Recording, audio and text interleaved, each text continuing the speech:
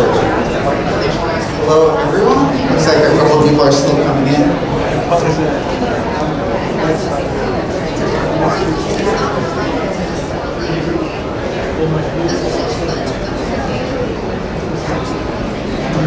All right, we're going to get started. Still a couple of people coming in, but we're going to get started just so we're on time with this. Today we're going to be talking about mastering SEO. Excited to be here at the Small Business Expo in Boston. By a show of hands, for how many is this the first in-person conference since COVID started? You get a show of hands? Wow. Wow, 60% of the room. Can't hear me. That's the guys in the back. People are saying they can't hear me very well. Microphone? All right, hold on, guys. I'm going to switch to microphone.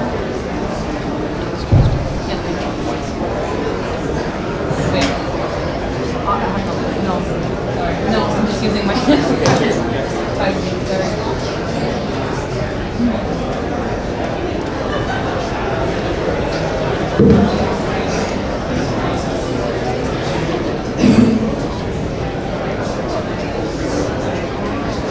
Alright, I'm back with the microphone, so we have a lot of things to manage here. I have the clicker and the microphone.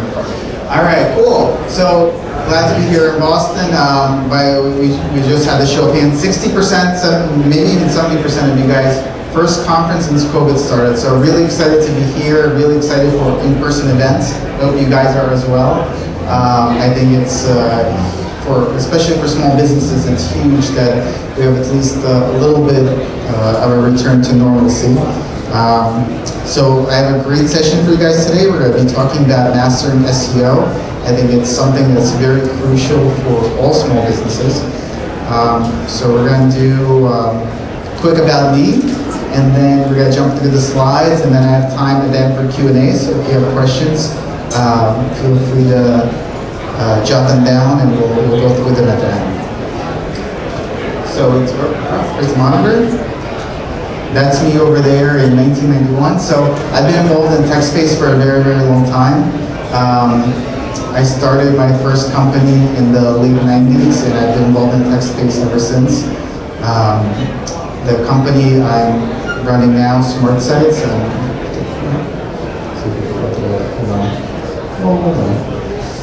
So the first company I started was T35 Hosting in 1997, which was one of the first web hosting companies.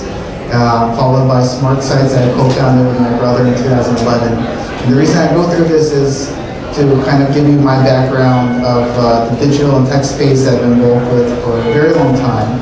And I really hope that in today's 45 minutes that we have together to really bring that to you guys, and really my goal is to summarize what I've learned in the last 20 plus years in the tech space to really help you guys with your small businesses, startups, or whatever it is you're doing. Next slide. Cool. So currently I'm at Smart Sites, which is a full-service digital marketing agency.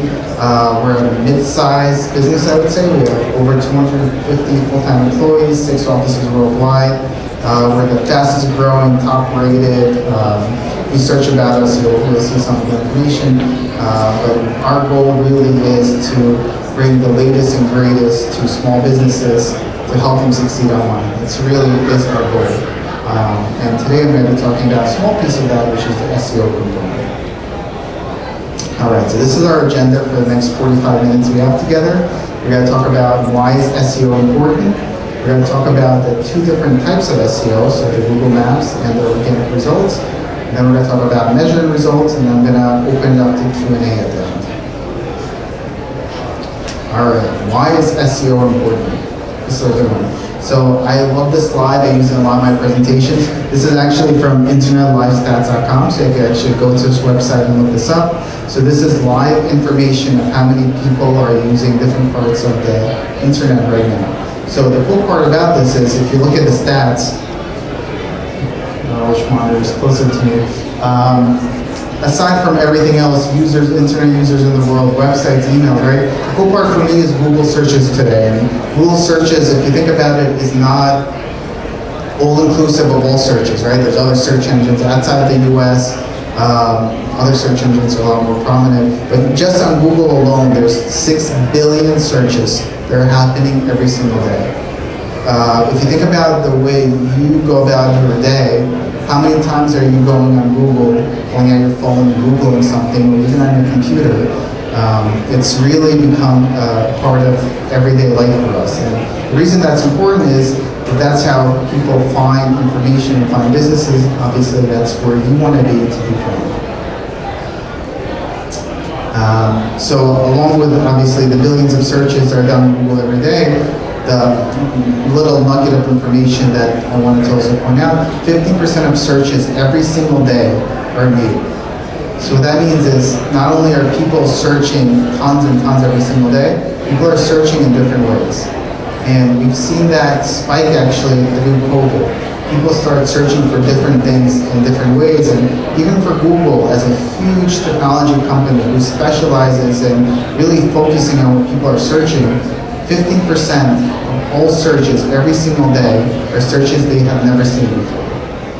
If you take a moment to really think about it, that's really, really crazy. So what that means is people are really searching for information in different ways, and you want to be forward-looking. Not only are you there for the way people are searching today, you want to be there for the content people are searching for in the future as it's rapidly changing.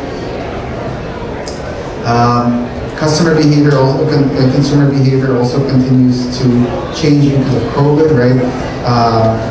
Searches for businesses near me, places near me, really spiked during COVID.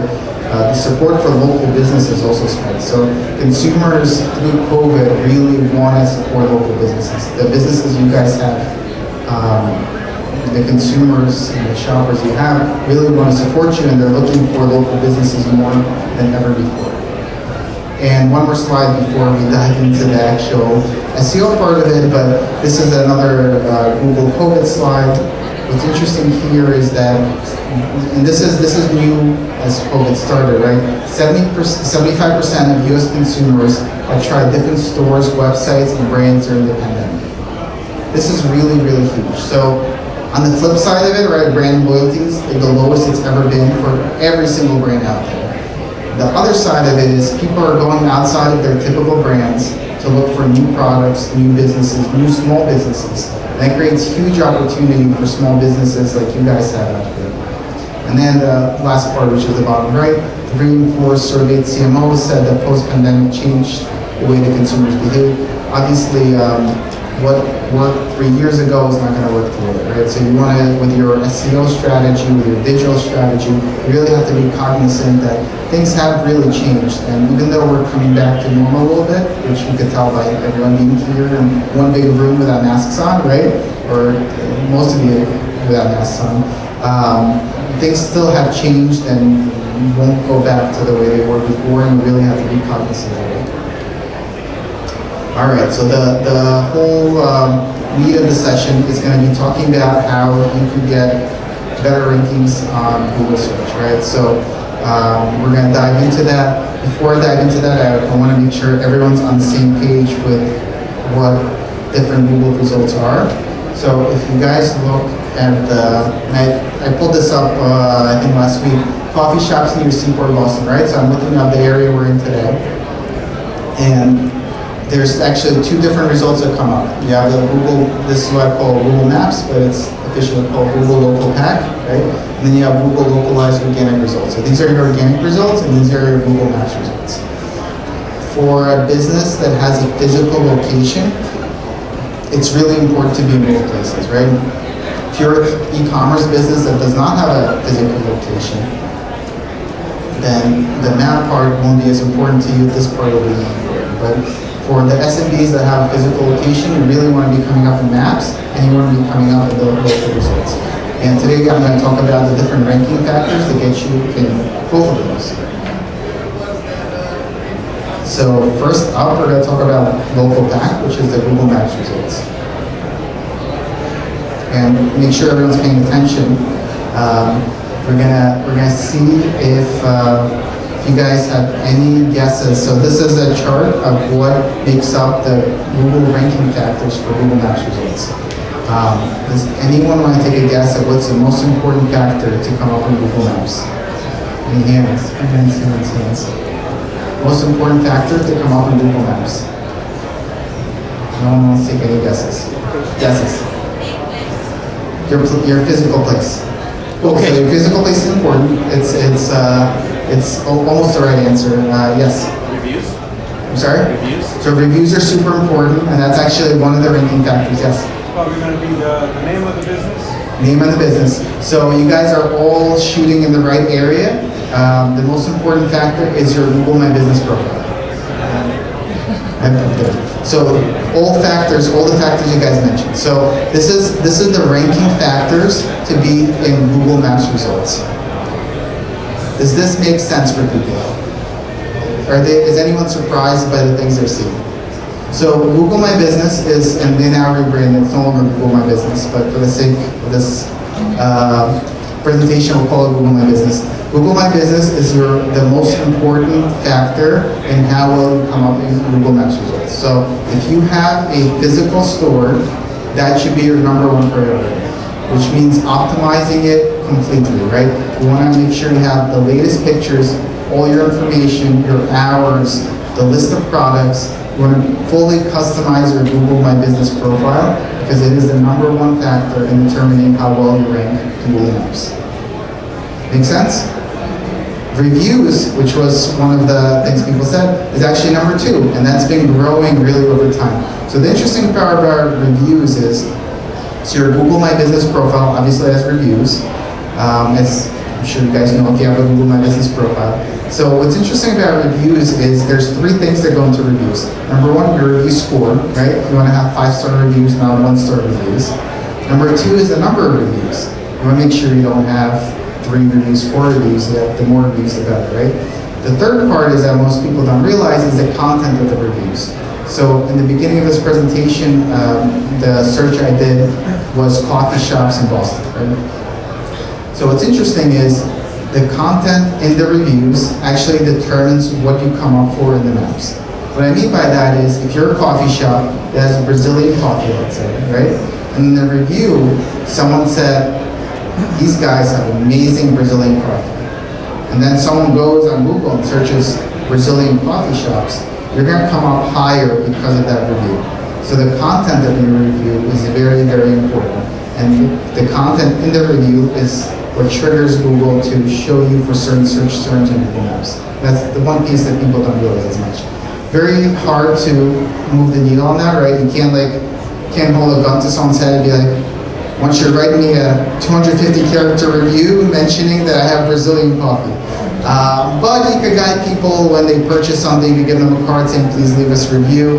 You can also answer reviews, right? The content of the answer of your review also gets indexed into Google. So I just wanted to point that out, and I'm going to jump to the next slide, which kind of summarizes everything. So Google My Business optimizations are still the most important, number 1. If you want to search in Google Maps, that's your first go-to.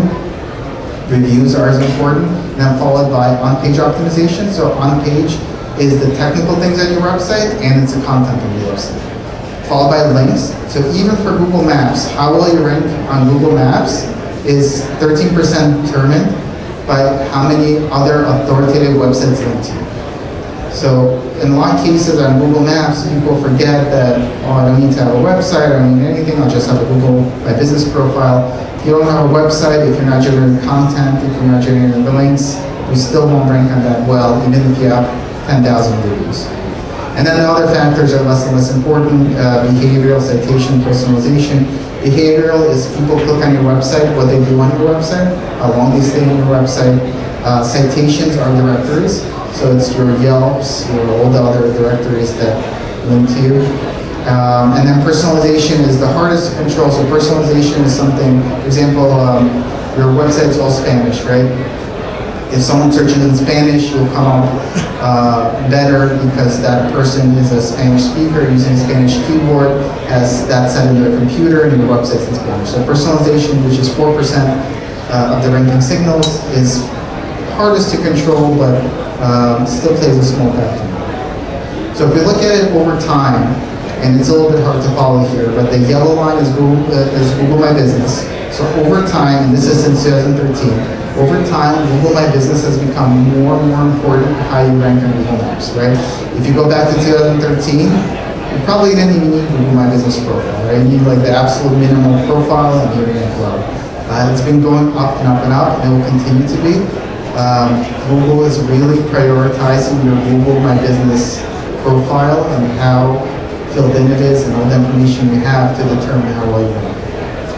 The other factors are pretty much steady, right? The big thing that changes for a little bit, social was considered to be part of it, and this is a question we get asked a lot actually. The question is, does having social media profiles determine how well I rank on Google? Right? And the answer is no. It used to a little bit, and I'll go into the data behind all of this. Obviously, Google's algorithm and everything they do is a little bit less transparent than they make it out to be. So I'll go through how we get this data, but social signals are really not a ranking factor. So if you have a Facebook page, if you have a LinkedIn, Twitter, Instagram, all of that will not help you rank on Google. And that's a big misconception because a lot of people think it does. And this is Google Maps. We're going to go through Google local results, but it's going to be the same conclusion. All right, next up, localized organic results. So this is the traditional Google, right? So it's not the Maps results, it's the results, all the organic results on there. If you do not have a physical location, this is the only way you're going to get organic traffic, right? And even if you have a physical location, this is a really, really good way to get organic traffic because as opposed to Google My Business, where it's really driven by your business profile, your geographical location, your reviews. The localized organic results is much more driven by content. So it has a lot of opportunities for any business. So we're gonna do this one. We're gonna do raise of hands again. Who wants to tell me what the #1 ranking factor is for, and again, it's the traditional Google results. Any hands? Yes? Keywords? Keywords. So keywords/content is a big one. Yes, I'll take one over there. Just gonna say Content. So content is a very, it's yes. Videos. So videos don't impact your rankings yet. Google's been getting better at actually scanning your videos for content and treating it as content, but it's still a very, very small part. Anyone else? Yes? Site SEO on the website. Yeah, so on-page optimizations is one of them. Cool, so all the other good answers. So I'll share the results. So #1 on-page. So on-page is how well you optimize your website.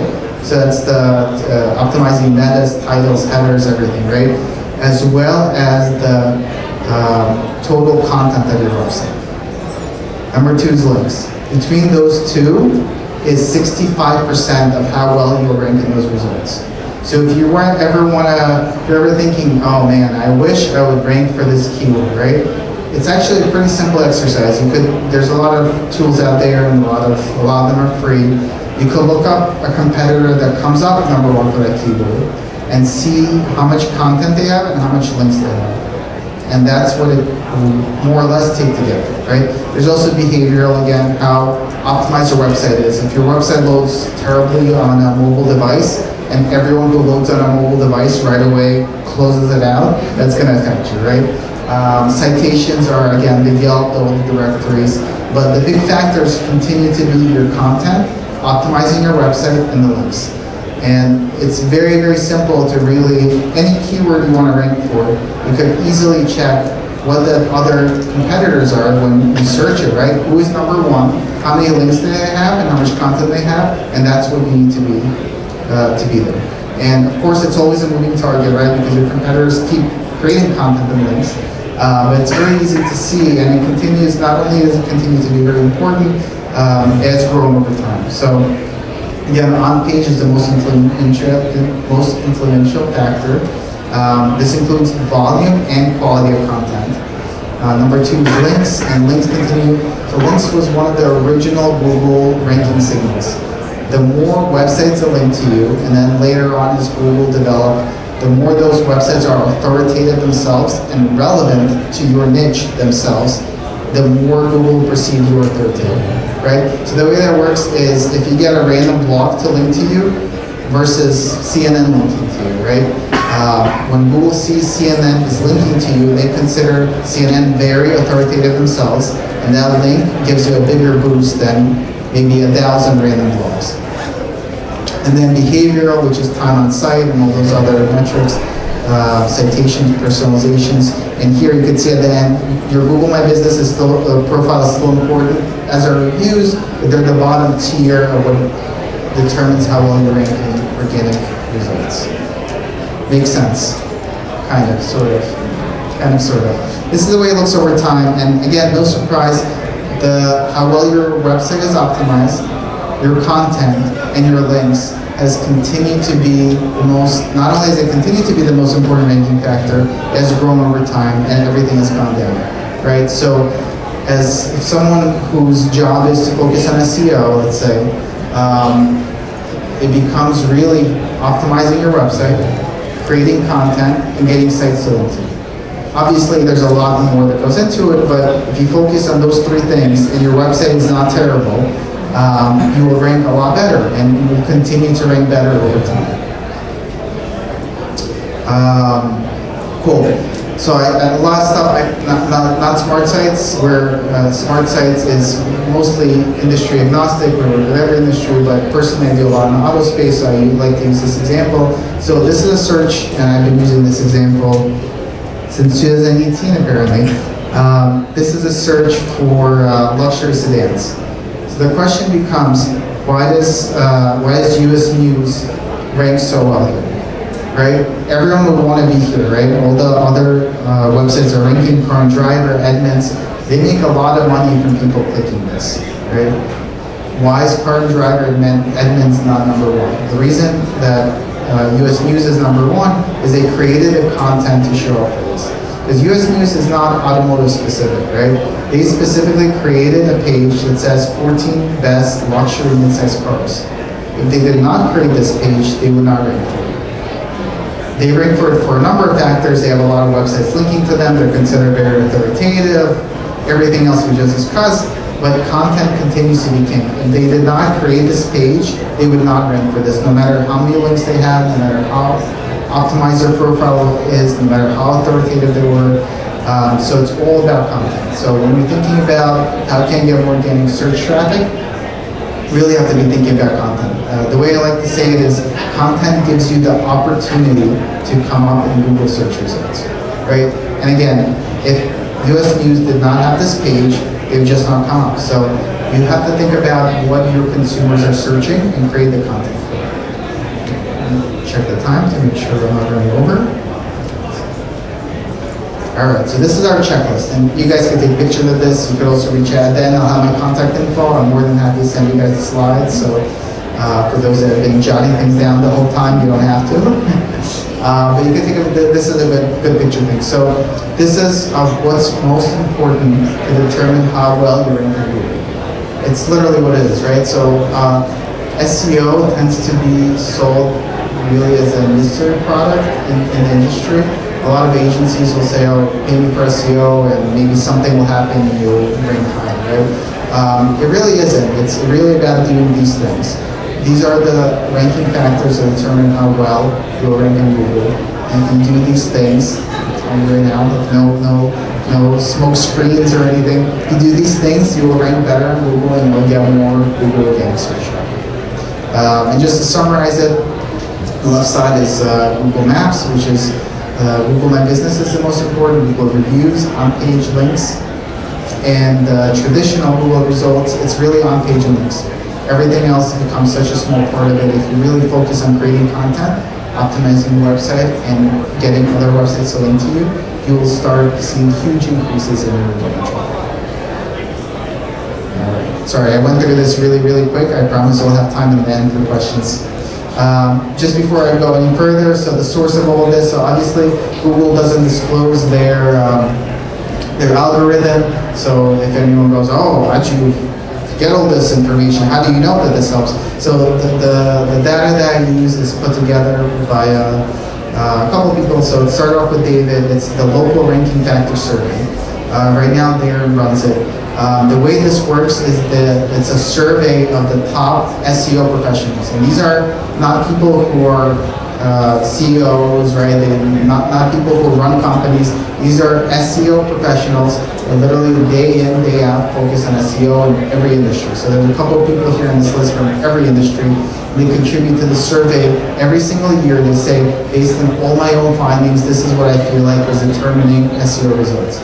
And all this gets aggregated into data I shared. So just want to, for full disclosure, where this data comes from, it's as close you're going to get to Google ranking signals without being one of the engineers at Google that develops it.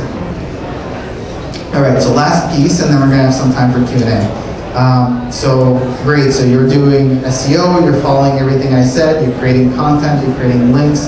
How do you find out if you're actually succeeding, right? You always want to have some kind of success factor to focus on, like what is your goal? So there's two things. So number one, Google Analytics. And before I even jump into that, I want to preface it that for a very, very long time in the industry, results were always ranking based, right? So for those, probably not too many people in the room that do SEO for a living, but those who did SEO for a living, the clients would come to them and would say, I am not number one for this keyword, right? People would search a keyword, and I'm sure you guys search the keywords in your business ranks for. I mean, I'm not number one. I'm number three. I'm not number one. So for a long time, it was really ranking based. So what happened is 6-7 years ago, Google became very personalized. And what I mean by that is, if I take out my cell phone and do Google search, and you guys do Google search, we're all going to get different results. If I do Google search on my cell phone versus my laptop, standing here at the same location, I'm going to get different results. So since Google became very personalized, it's no longer really a good idea to determine your success based on how well you rank on your individual device. What's interesting is if you search yourself a lot of times and don't click on it, Google will show it less often to you, if that makes sense. So all of a sudden you're like, oh, I'm not seeing my results. So we kind of transitioned as an industry from measuring results based on ranking to actually be more down the funnel, measuring results based on the traffic you're getting from organic versions and things like that. So number one is Google Analytics is really, really great tool. It's in the process of migrating to Google Analytics 4, which is, to take a step back, Google Analytics used to be a company called Urchin that would charge a lot of money to give you analytics information. It was $1,000 a month. Google bought that, made it free, right? And that was 8 years ago, 10 years ago. Right now we're transitioning to a new Google Analytics, which is the biggest change since Google bought the product. So there's a new Google Analytics product coming that's completely different. It'll give you more information. It's a lot better. But either way, it will continue to be your go-to for measurement, right? Google Analytics, you'll still be able to see how much traffic you're getting from your organic search results, and that's what we want to see grow. If you're creating content, you're creating links, you always want to see a graph like this. And honestly, with the, I don't know, since we started Smart Sites 11 years ago, we've had probably between 10,000 and 100,000 clients. Hasn't been a single case that if you're doing content and you're doing links, your traffic is not going up. Right? So if your organic traffic is not going up, you're either not doing links, you're not doing content, or your website's really low. It's really as simple as that. The other thing I would really want to introduce here for people who might not use it is Google Search Console. So it's really, really powerful, and it's, again, like most Google products, it's free. So the reason to use Google Search Console on top of Google Analytics is Google Search Console, and again, it's free. You sign up for it, you put a tag on your website, and you're good to go. Google Search Console gives you information before Google Analytics. So what I mean by that is Google Analytics will only give you information on people who get to your website. That makes sense, right? If they didn't get to your website, you don't know anything about them. Google Search Console is one step above, where it gives you information on people searching. So in this graph, for example, the purple total impressions is how many times your website has come up in search results.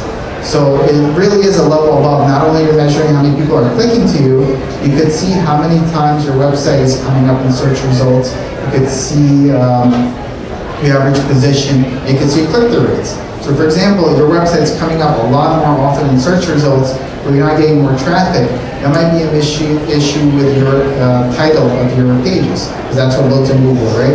So you're coming up more often, but people are not clicking it because your title is confusing or it's not what they're looking for. So it's a really, really great free tool to measure results on top of Google Analytics. Cool, so that's the end of the presentation. I have two more quick things, then I'll open up Q&A. So we have a couple of Smart Sites folks here, booth 309. So right by the entrance, for you guys that came in through the entrance, if you turn left and then click right, the booth's right there, so definitely stop by after. And again, at Smart Sites, we do design, SEO, pay-per-click. We have amazing results for those. I'm sure 99% of you with a cell phone out there, if you search about Smart Sites or Smart Sites reviews, you'll see a little bit more information about us and what other people think about us. Definitely stop by for the event. We're doing a free SEO audit. We're doing a discount on services. So if you have any interest, touch base with our Smart Sites folks at the very least to get the process going. And then the last slide before we do Q&A is that's my LinkedIn contact. So for those that use LinkedIn, if you have your cell phone, you could start taking a picture of that, and I'll prompt you to connect with me on LinkedIn. So I'm going to keep that open, and with that, I'm going to open the floor for Q&A. Anything SEO specific, but I could also answer questions about SEM, design, anything else. Yes? Yeah, so how do you see, what challenges do you see coming? There's GDPR, for instance, in Europe. I think California has its own privacy regulation. So what sort of challenges do you see coming up? And then maybe also potential enhancements that might help, I guess. Yeah, so the question for those that didn't hear it, what challenges do you see with privacy and all that? So privacy laws, regulation, etc. is going to be a big thing in the next 12 to 18 months, and already is, right? So since this presentation is very Google-centric, for Google there's not a lot. So for Google, most of the data, including Google Analytics, is considered first-party data. So it's not really influenced by all that. Facebook is, right? Facebook, if you search, there was recently an article about companies that lost money because of privacy laws. Facebook lost billions, like literally billions, because they don't use first-party data. But that's one of the reasons Google's pushing everyone to GA4, Google Analytics 4. Google Analytics 4 is much tighter in privacy controls. Starting July 23 next year, you can't use the original analytics. But generally speaking, on the Google organic and paid and everything else, Google search, it's not as effective by privacy stuff as everyone else because it's already first-party data. So when someone like searches on Google and Google capturing that information, that's the first-party data. Makes sense. Yes. What's going to happen to universal analytics? Since that's before UA, before what's going to happen? So the current analytics, which is universal analytics, Google really wants to push everyone to GA4 very aggressively because of the privacy things. So GA4 is now public. It used to be beta, now it's not beta. Google considers it a full product. I consider it closer to beta than a full product. GA4 has advantages. So for those that are in Google Analytics very often, their channel breakdown's a lot better. Google Analytics 4 distinguishes, for example, between paid social and organic social, which is very hard to do with current analytics. On the flip side, there's a lot of limitations. So if you do a lot of URL-based conversion tracking, you can't do that in the new Google Analytics. GA4 is all event-based. Doesn't answer your question about what I'm trying to get to is there's definitely advantage of it, but there's also still negatives of GA4. What's going to happen to the current Google Analytics? Supposedly it's going to stop reporting data July 23. So in 16 months. Between this room, between everyone in this room and the camera recording over there, I think they're going to push it off. But the current best practice is to run both. You don't want to get rid of the old analytics. You want to run old analytics and GA4, so at least your GA4 is reporting data. At what point do you have to force switch to GA4? Hopefully not July next year. Hopefully there's a little more time, but that's what Google's saying right now. Yes? So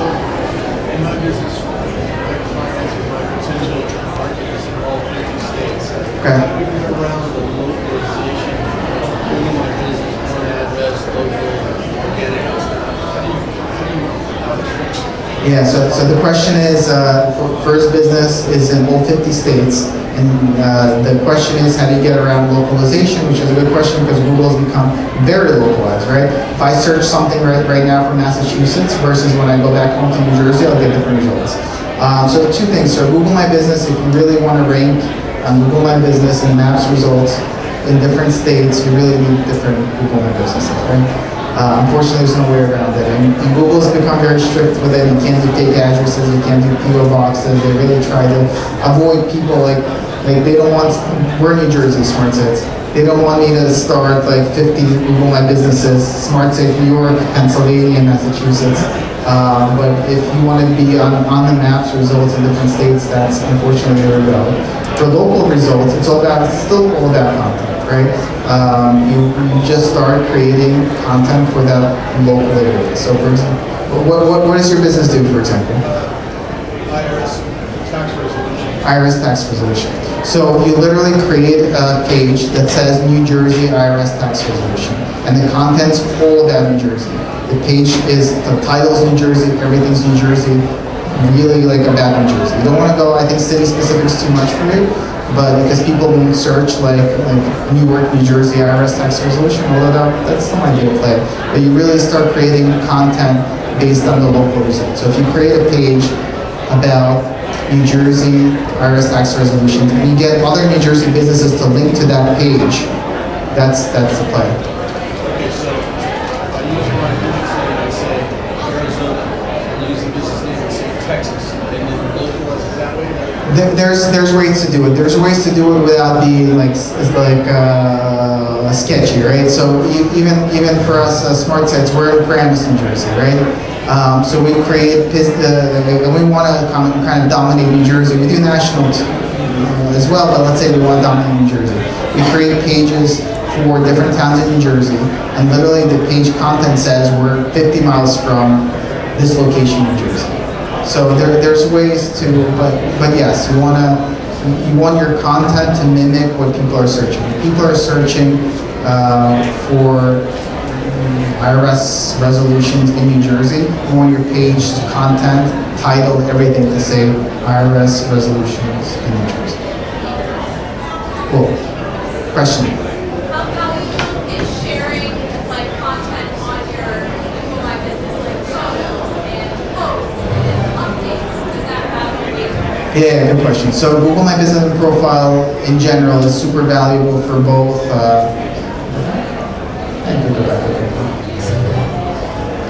It's super valuable for both, much more so for maps.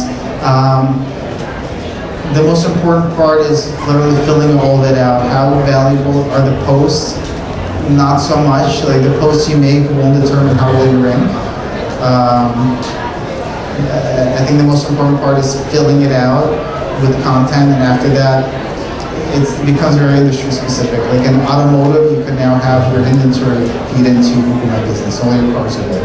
Is that going to increase it showing up? Not much. It's going to be very, very small. The most important part is literally filling all that out. Having photos is super important, and then after that, reviews become the most important. It's like a gray area. Like, you can't force people to leave reviews, but you really want people to leave reviews and put a lot of content in those reviews. And just a 5-star review without content is not really worth much. And then in regards to links, like we're small businesses, we're not having the USPs write articles for us. Who was writing, like where are you getting these links? Yeah, so links, the best way to do links is outbound link building, which is what we do. And the way that works is the starting point is you take your competitors, so you Google your search term, so you see who comes up first. And there's tools that show you what websites link to them. Then you outreach to those websites and be like, hey, you're linking to these guys, can you link to me as well? And so, right, you're like, I'm a small business, US News is not gonna link to me, but surprisingly, we have a small taxi company in New York City that we work with, right? Very small business. We reached out to JFK Airport. On their website, they have, these are the taxis we recommend. It's not even recommend, this is the taxis. And we reached out to them, we're like, you have these 3 other taxi services at our store website. it'll take time, right? You might have to call them, you might have to email them, you might have to write them a letter, email. You have to like track down, and so ultimately it's funny. You could get the person, I'll say, yes, I'll add you to a website, but I don't have any access to a website, right? You have to find the right person, but it's all outbound link building or outreach. You really have to reach out to these websites and ask them to link to you. And it gets a little dicey, so Google doesn't like reciprocal link building. You don't want to be like, I'll link to you, you link to me, right? Like that used to be big. Google does not like paid link building. If they catch you with paid link building, you also get penalized. So it really has to be outbound linking, like JFK Airport. We finally get the person who has access to a website, JFK Airport, to add that limo company to it. But it's literally, there's so many free tools out there, or you don't have to pay a lot for tools. Like Ahrefs is a big one, SEMrush, it's Majestic SEO. You put in a website, they'll show you all the websites that link to it.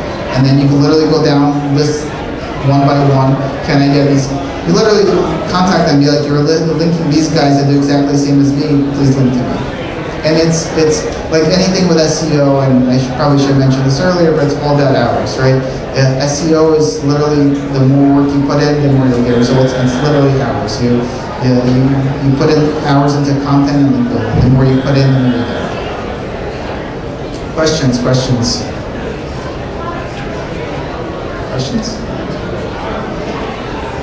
No more questions. Cool.